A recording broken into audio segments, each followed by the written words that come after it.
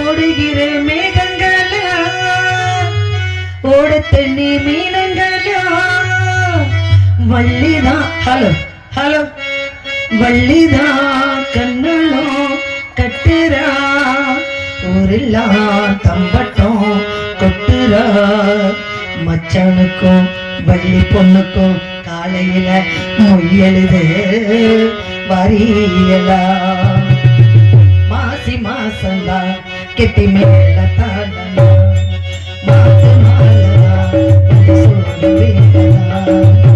பட்டு செல்லவிக்க ஜொலி ஜொலிக்க பக்கமாக இருக்க தள்ளி முடிக்க அந்த மாட்டு சொல்லணும் ஒரு சனம் மாசி மாசந்தா கெட்டி மேல தாளனா மாத்து மாலா வந்து சொல்லும்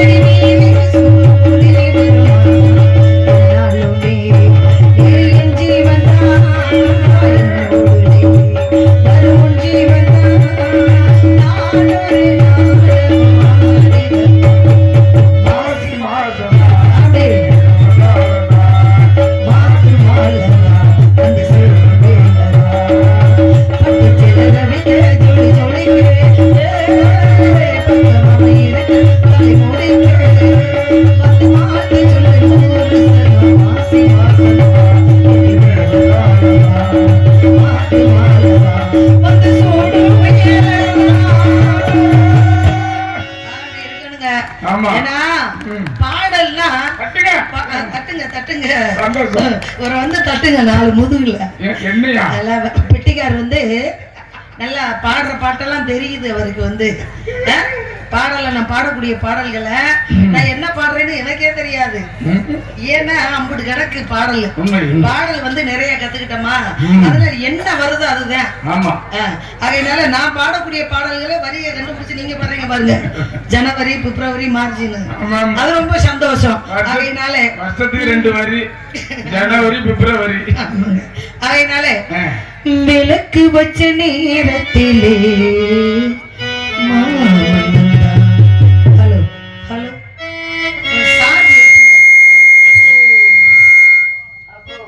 ஹலோ ஹலோ ஹலோ ஹலோ ஏத்தலாமே தான் ஹலோ ஹலோ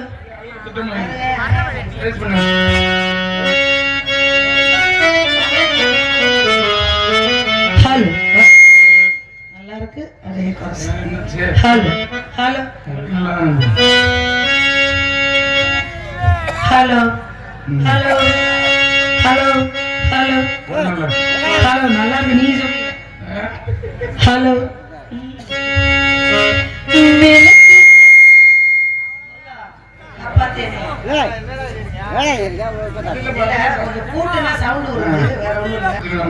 ஹலோ விளக்கு வச்ச நேரத்திலே மாமன் வந்தான் விளக்கு வச்ச நேரத்திலே மாமன் வந்தான் மரத்தி நின்று பார்க்கையிலே நான் கொடுக்க அவன் கொடுக்க அந்த நேரத்திலே விளக்கு வச்ச நேரத்திலே மாமன் வந்தான் மரத்தி நின்று பார்க்கையிலே நாகம் என்றான்